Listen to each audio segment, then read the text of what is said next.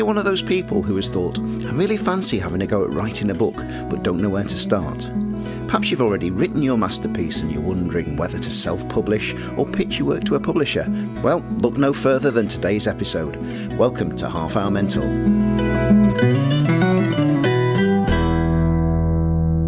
It's Ian Cleverden here, and welcome to the audio podcast designed to help anyone who wishes to further themselves with their personal hobbies and professional development, the focus in this series being on the creative arts. In this episode, I sit down with best-selling crime fiction author Malcolm Hollingdrake. Malcolm's the creator of the Harrogate Crime Series featuring DCI Cyril Bennett. This series is currently formed of 12 books which he self-publishes through Amazon.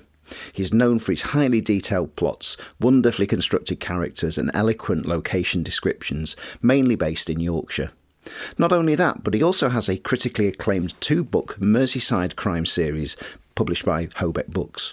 So if you want to understand the differences between self-publishing and working with a publisher, this episode is definitely for you. However, you'll hear that Malcolm came to writing crime fiction late in his career, a fact that may resonate with some listeners who have been toying with the idea of writing a book. Thanks to those of you that have commented on how much you're enjoying this series so far. It's a great pleasure to produce, not least because the creative arts is an area that's very close to my heart. Please do keep the feedback coming and share with anyone whom you know will benefit from the wisdom that my guests produce in this series. Please do keep the feedback coming and share with anyone whom you know would benefit from the wisdom that my guests share with you in this series. So let's dive into the world of fiction writing with Malcolm. Malcolm Hollingdrake, thanks very much for joining us on Half Hour Mentor. Thank you for having me. Can I start with the question I ask all my guests to start off with? If we go back to your teenage and your student years, what was the first job or career that you wanted to do? Going back a long way, and if I go back to teenage years, the first job I really wanted to do was be a motor mechanic. I was fascinated by cars at the time, and I just thought it was a way forward. But I was also fascinated by antiques, strangely enough. And as a kid, I used to go in and buy antiques and sell them. And I used to specialise in pewter. And a little story was I went into an antique shop in Bolton Junction, and she had some candelabra on the table. And I think they're about, I'm going to say £60, but which was a lot of money. And I just said to him, could I buy those? And she said, yeah, of course you can. I said, but I can't pay for them. I said, but if you bought them at £80, if you sell them, I can pay the £60. And she said, yes. And the week after they sold. And I just got a £20 note for nothing. So it really did inspire me to do that. And as a kid, I made quite a bit of money doing that. Wow, entrepreneurship in practice at a very young age. Yeah. But fascinating. So then I went, my first job interview was to be a lab technician at Eshel Sewage Works. The guy who interviewed me didn't inspire me at all. Coming up towards the end of school, I just decided that maybe teaching, because my brother had looked at it, but he went into accountancy. And Ripon College was available, so I applied, and then that was the decision that I made. Very sadly, I think what was lacking at that time was really creative careers advice within schools in the 60s. So if you were academically strong, there were certain careers you would be directed towards. And if not, there were others. But there was nothing imaginative. Nobody would ever say to me, you could be a curator of a museum or into the arts. Or I felt I was pushed into a position of taking a job that maybe I didn't want. I'm glad I was pushed that way now. But I would have just loved some more career guidance at that age. So you went into teaching at that stage. And what was it university? How did you go about that? I went very late on to Ripon Teacher Training College for an interview. And the gentleman who interviewed me was feeding a gerbil through a pipette whilst I was being interviewed. And we were talking about motor mechanicking and things, and he asked me quite a few questions about engines, and because he had a fascination, obviously. Whilst feeding the gerbil with a pipette. While feeding the gerbil. And I just thought, this is wonderful. This is something I've never experienced before. It sounds like the plot for a crime book, actually. It does, doesn't it? And I was accepted. And I was accepted to read English and history. But on arrival, I actually saw their art department and asked to change. And I studied history and art, and that was fantastic. But that wasn't really by going to Ripon, the biggest piece of luck I had was meeting my wife in the first weekend we were there. Yeah. And so we've been together 46 years, and she's been just a total inspiration right the way through that time, and given me every encouragement to do whatever direction I wanted to take. So it was a great move. It was probably the best move I ever made. How long did you teach for? I left Teacher Training College in 1974, and then I got my first teaching post in Bingley. My wife then got a post in Wigan, where she was born. I then looked for promotion across here, and I became a deputy head teacher in 3 years of qualifying as a teacher. And I had this ambition to be a head teacher by the age of 30. And you have these realisations, don't you, when you're working? You think, that's going to be great. But it took me away from the one thing that I loved, and that was being in front of kids. I become a bursar, I become a manager, and that's not what I trained for. I trained to teach children. And it's been a privilege. So I then became, as I had 2 deputy headships. I taught in Cairo as a senior teacher of a 1,000-pupil school. I then worked in Northern Cyprus, and then came back and started again as a deputy. I then had to be seconded into headship as head teachers became ill, and then went into special education. And I'd never been in special. I'd never put my foot in, and they said, could you become a head to take a special school through Ofsted? As we feel it's going to fail on curriculum. So I went to sit outside this school for a day just to get a feel for what it was like. And I thought the challenge was worth going for, and enjoyed probably 6 years within that school. So I finished when I was 55, 32 years. Wow. A privilege, an absolute privilege. And a full career, effectively, in teaching. And I never had a boring day. And I couldn't have written anything, really. I couldn't have written a novel during that time because I was just so busy with preparation and planning and managing schools and different challenges that were put my way. Right. That's an interesting point, which we'll come on to in a second, because there'll be listeners now who probably are in full-time jobs thinking, I've got a book in me, how do I go about it? And I really want to pick your brain about that in a moment, if that's okay. You mentioned Cyprus as well, and that was your first book, I think, it came into. It was. Before we get into that then, where did the desire for writing come in, and at what stage? I'd always written stories for children, always assembly stories, which I never read, I actually told. So I would learn them and tell them in the morning. And I did a story time at the end of, on a Friday, to give teachers non-contact time. So I would have, say, 350 kids in the hall, just with me. And it was about captivating 350 children. And the better the story, the better they responded. So that's where it really kicked off. And I then wrote the first book, and didn't do anything else. And I'll come back to the first book in a little while, Ian, with you.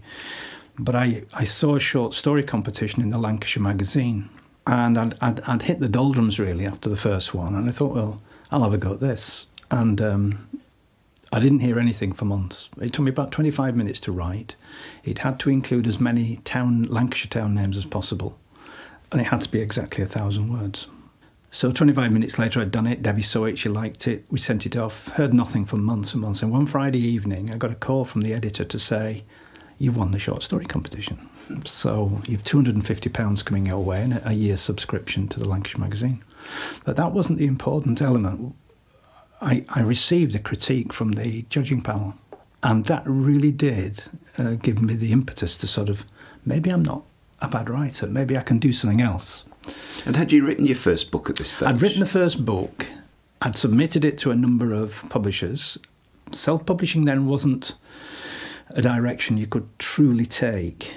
And when I'd had the thanks but no thanks letters, one becomes quite despondent. You think maybe I shouldn't even try writing, because a lot of effort goes into writing a book. And I know people liked it, and I was quite selective about the people who read it. And I was open to any sort of criticism. And that book was then self-published, but it was self-published in an unusual way, because I put it to a company who formatted the book, who then uploaded it to Kindle, and off it went. You never know what to expect. You really do not know what to expect. And it wasn't as effective as I thought. I thought I'd have a lot more hits on the book than I had. But then I wasn't advertising it. You know, it gets lost in the myriad books that are on Kindle. You're just another face, and you're an unknown name as well. But it was only after achieving the short story competition did I think, well, maybe I should have another go at that. And when was that? When did you win the short story competition? I won the short story in 2015, I think. Was it 2015 or 2014? And so that's not that far away from having your success. No. And then I started the Harrogate series, and in 2016, those first 3 books were accepted by a publisher. They published them in November and December, 2 in November, 1 in December, and I thought, that's crazy. Why would you do that? But I thought, well, they know better than I. I was away on holiday, came back from holiday. They seemed to have done very well. I was contacted by them and said, would you like to sign a further 4-book deal? So it was 7 books. And now that frightened me, actually, Ian, because I didn't know whether I could write 7 books. I mean, I didn't know whether I could write 5 books. So you bravely say, yes, of course, thank you very much, sign the dotted line. That leap of faith and looking over the cliff and having edge. somebody behind me like Debbie who said, you can do it, you'll do it, manager. Yeah. You've got the ideas, you've always been imaginative, you've never been short of ideas for stories for kids, and have a go at it. Handy living with a mentor, really, I suppose. Yes, indeed. Well, she's just been so supportive with it. And also she's an English specialist, so if I'm unsure, I'll ask her to read it. And she's very positively critical, if that's the right term. Yeah. She will guide rather than... She'll tell me if it's wrong. She'll say, that doesn't work. But she's also very encouraging, and I think you need that behind you. You need that sort of support, because it takes a lot of time. I'd like to go back to your first book. I want to explore the Harrogate series and how you approach that in a moment. But if we go right back to your first book, then how did you go about writing it? You mentioned about, obviously, you didn't have time working full-time to do it. So what was the methodology, and how did you plan your days? Coming home from work, I would give a certain amount of time to adding something to it, and I would make sure that every day I added some words. Didn't matter how many words. I'm more disciplined now. There was no urgency to get it finished, but there was an excitement about writing it, and it was the process that I really enjoyed. So I wasn't rushing to get it finished. I was just enjoying the process of that. And during, obviously, school holidays, I could do it. And I was writing a lot of it on a little Scion flip-up Oyster computer thing, if you remember them. Yes. And we went away to Madeira, and I would take it with me, and whenever I have a moment, I would type a bit more, and then close the clamshell and put it away, and then a bit more and a bit more. And then it was knowing when to finish it. That was the difficulty. Is it finished? Is it done? Am I happy with it? And then going over it. And eventually you have to release it. You have to push it away and say, I can't do any more to that.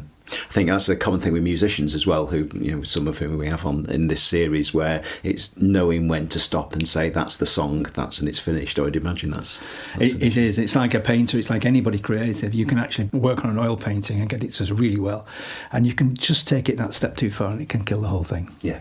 And it's the same with writing. And I think you've got to know when it's finished. Now, in 5 years' time, after you've been practicing and writing for 5-6 years, you look back on that and think, I could have done a far better job on that book. What you have to say to yourself is, that is a moment in time. It was my first book, and it is what it is.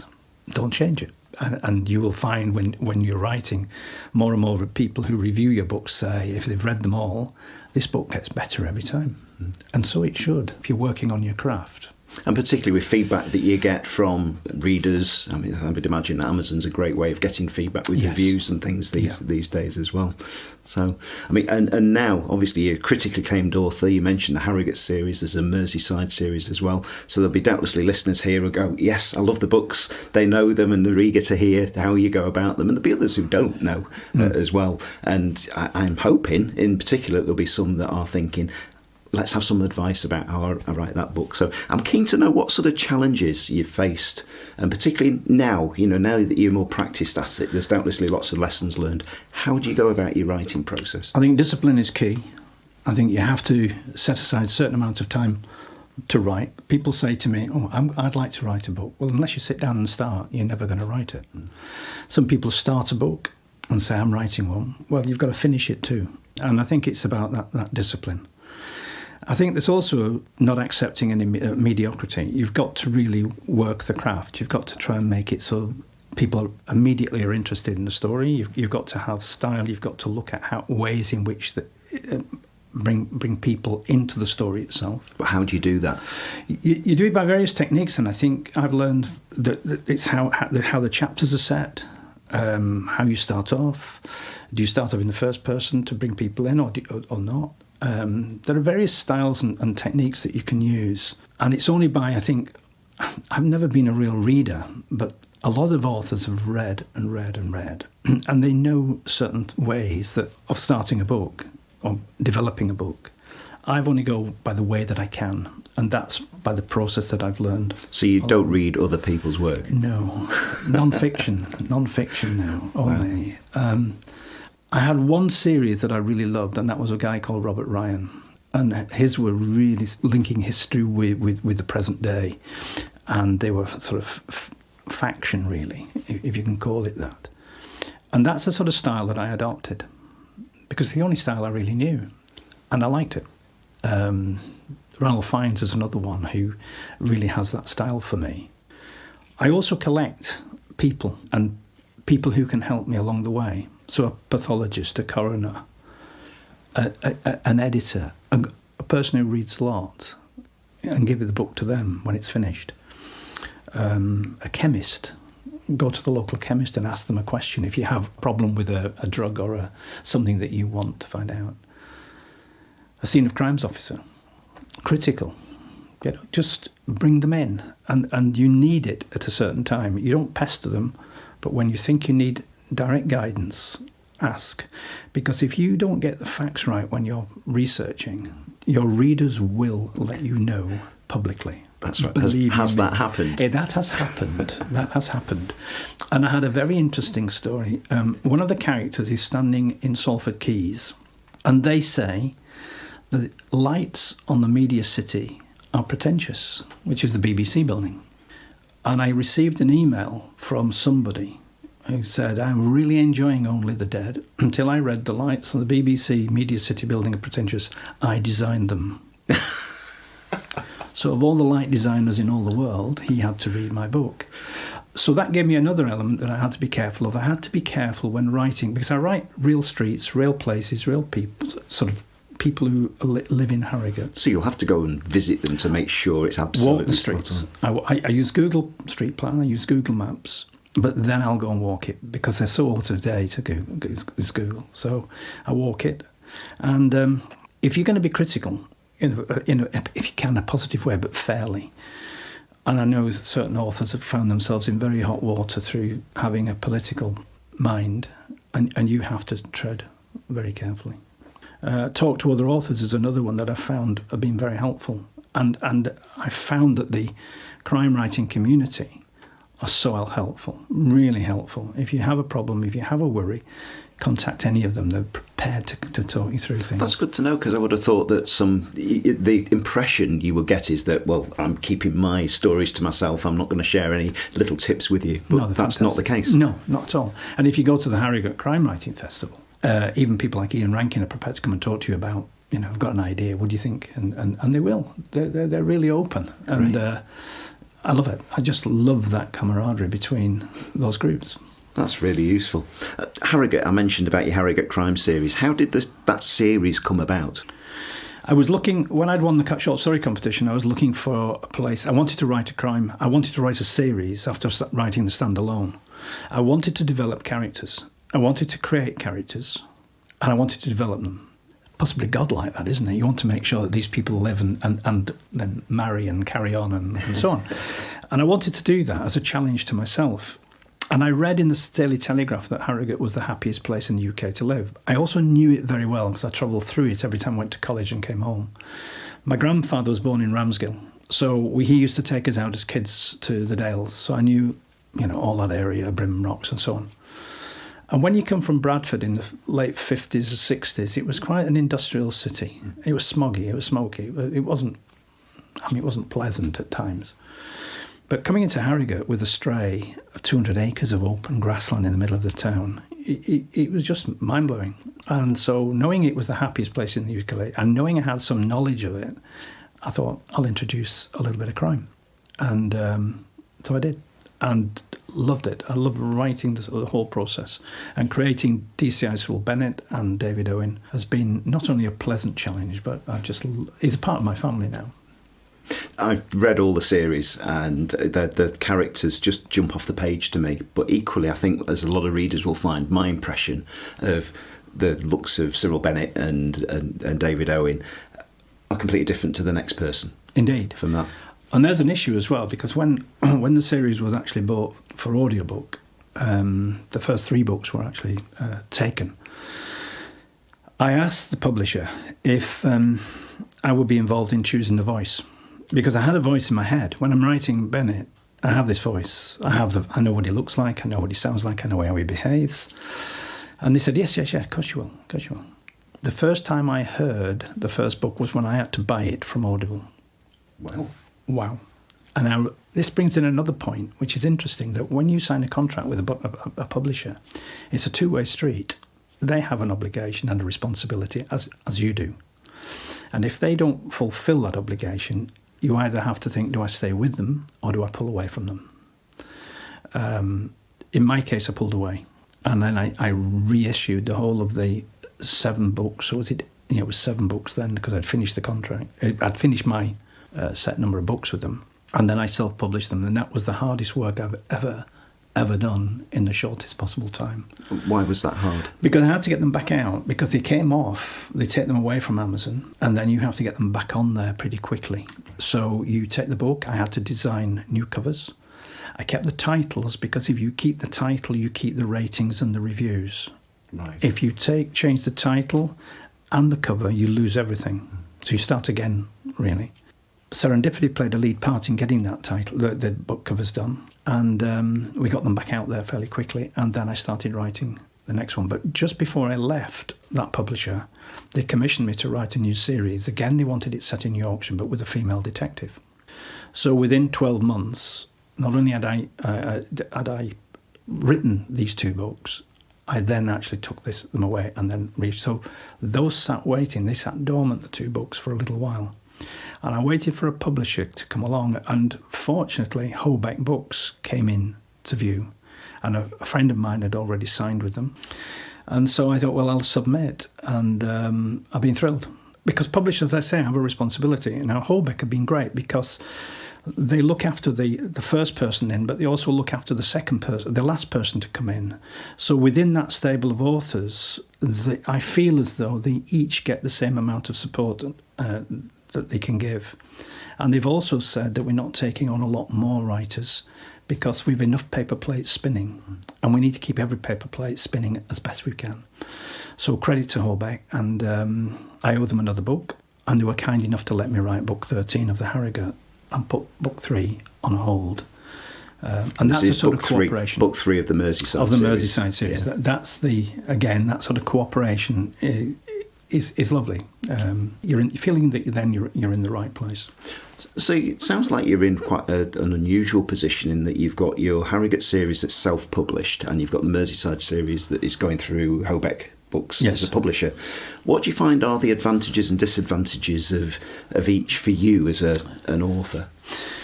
It's always good to have to be with a publisher, because they take away a lot of the pressure. They take away the pressure of the book cover, although you're involved in the design.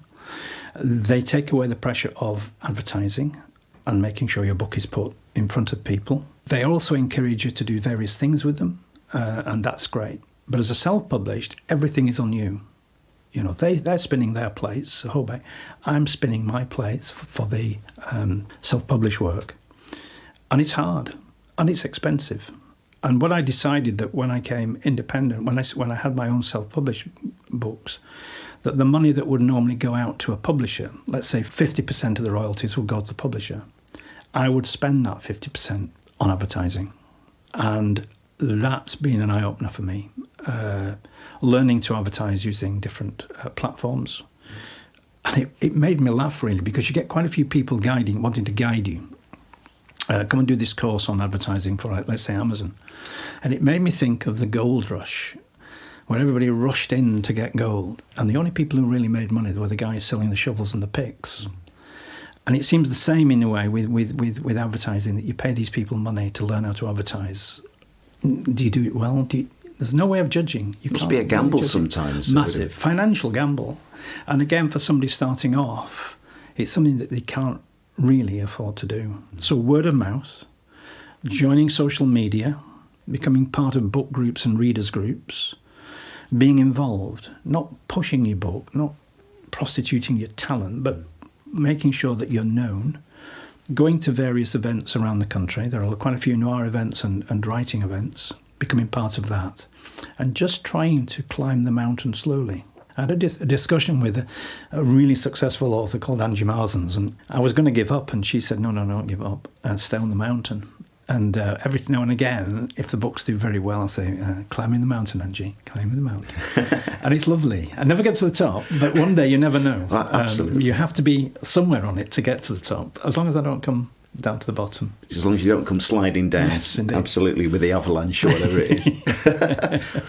So you're writing full-time now, obviously, from what you've said so far. What does a writing day work like? And perhaps also, when do you know when to stop? Because, again, from a musician's point of view, as I am, I can be locked away and 12 hours can disappear if you're not careful. How does that work in the writing field? At my stage now, I set myself a challenge of 1,000 words a day. It's not a lot, but I try to do 1,000 words. Because that also means reading the 1,000 words from the previous day and adjusting those. That doesn't come into the 1,000 words I'm going to do today. And then writing. And that will then sit on the table. Sometimes it's more, sometimes it might be 1,500, sometimes it might be 900. It's not written in stone, but it's nice to have a challenge. Do you look at the rewrite and the review of yesterday's work first? Yes. Before you start on 1,000 words today? Yes. Because that's critical. It also it refreshes your mind where you left off. I also try to leave a note where I want the next day's work to go. So did I cover that the previous day? Did I achieve what I was hoping to achieve from the day before that? If yes, then I can carry straight on. If no, let's adjust that. Let's make it. Or an idea might have come to me in the middle of the night, or it takes me in a different direction. Or a red herring might have to go in at that point. Because there's no forward plan in my writing. I was just going to ask that about storyboarding. So have you got it mapped out? No. The end of the book? No, don't know what the ending is going to be. Really? Yeah, I'm over halfway through now and I still don't know what the ending will be. So what's the idea? When you sit down to write the first page or the first chapter of a book, One idea. You must have a theme. One idea. Just an idea. Right. And it could come from anywhere. The idea for The Damascene Moment, which was the book that was released at the end of last year, came from an experience I had while teaching in a special school. And it was a child that used to go up on the roof because he didn't want to go home. And that's how that started, writing that scene of the kid on the roof, which was vivid to me. It was the easiest part to write, and then that took off. But I didn't know the direction it was going to take, and that's part of the pleasure of it all, really. It's also the worry, believe you me, it's also the worry. What do I write today? And once you're typing away. But this is the way that people like Ian Rankin work. We're known as pantsers because we just sit down and write. Whereas people like Frederick Forsyth are planners to the nth degree, and they have their storyboard set out, they know where they're going, and that's where their time is taken, where mine is taken, sitting at the keyboard and developing the idea. But it's also about keeping that idea in your head, which is not easy. And again, every now and again, probably every so many days, I'll read the whole manuscript. I am on the right course. I'm happy with that. And it's worked for 12 books, well, 12, 13, 14, 15 books, so why change it? So what does the future hold? Well, I've got book 3 to write for Hobeck, and it will be coming, this year. I've got to finish book 13. And then I would love very much for somebody to come along and say, do you know what, we'd really like to take on your Harrogate series as a publisher or as an agent, and then look to move it on. I'll be 70 in 2 months' time. Will I have the energy? Or if anything happens to me, what will happen to the series? Will it just wither on the vine? So I have to consider now where it might go. It's been lovely being self-published, but I can't rely on people I leave behind to carry it on. And I wouldn't like it to die. There's too much work in there for me. It's a fantastic legacy. I mean, the stories are just amazing. They're complex. They get you thinking. Thank you. And really, that's a question I was asking about how you write it, because the end, I think, how's this going to work out? And I'm just intrigued to know that you haven't got the end in sight when you start writing the book. Well, it tickles me sometimes, Ian, because I meet people and they say, oh, in Game Point, I knew who'd done it by the 3rd chapter. I thought, well, that's fascinating. I didn't know by the 10th chapter. but then maybe that's because I've written it fairly well, and that I've given them the clues that I didn't have. I've gone back and added clues in at the end of the story, sort of red herrings. Yeah. And that's a nice skill to have. When you finish your book, you read it through and you might add a few more bits in just to take people off a track or onto the track to find the answer. That's fantastic. I've got one last question, which is one I ask all of my guests. Knowing what you know now, what one piece of advice would you give that younger self of you? Well, it comes into 2. The first point is be brave and do what you think is right at the time. But also, I try to think of a pond and a pebble, and chucking the pebble in the pond is the decision, and watching where every ripple ends before you make that decision. And when you're happy with where it's settled, then move. But don't move straight away. Take time. What did they used to say? Sleep on it. And it's critical. Before you, if you get upset by somebody, don't just respond. Sleep on it. If you're happy then to respond in whatever way you're going to do, then do. But if not, keep on. I think that's a great analogy, because it's about reflection, but you can only see reflection once the ripples have gone. Fantastic. Where can people find out more about you then, if they don't know about your books already? My website is www.malcolmhollingdrakeauthor.co.uk, and on there you'll find lots of different things. And all the books are linked to Amazon. But if you wanted the Merseyside series, any bookshop will either have them in or get them in. That's great. And all of those links will be in the show notes. Thank you very much indeed. Malcolm, thanks very much for joining us. Yeah, thank you very much for having me. Lovely. That was a great insight into the world of writing fiction, especially if you've always thought that you may have a book in you. It just goes to show that it could even be a post-career aim. What I found invaluable in this interview was the advice on how to plan, research and approach getting the ideas down on a daily basis. This can apply to virtually any creative hobby, not just writing. However, I was quite shocked, having read all of Malcolm's books, that there's no storyboarding involved, and he just had one idea that triggered the book. I just found that astounding. I can highly recommend both of his series, and bet that you'd be equally mystified that his intricate storylines are triggered by just one initial idea. Huge thanks to Malcolm for taking a break from writing book 13 of the Harrogate series to do the interview. You can find a link to his website and his Amazon bookshop in the show notes. If you've enjoyed the episode, please subscribe to the series wherever you get your pods and review the back catalogue. You can leave feedback about the episode through social media by searching for Half Hour Mentor or via the email link in the show notes. Thanks for joining us, and until next time, bye for now.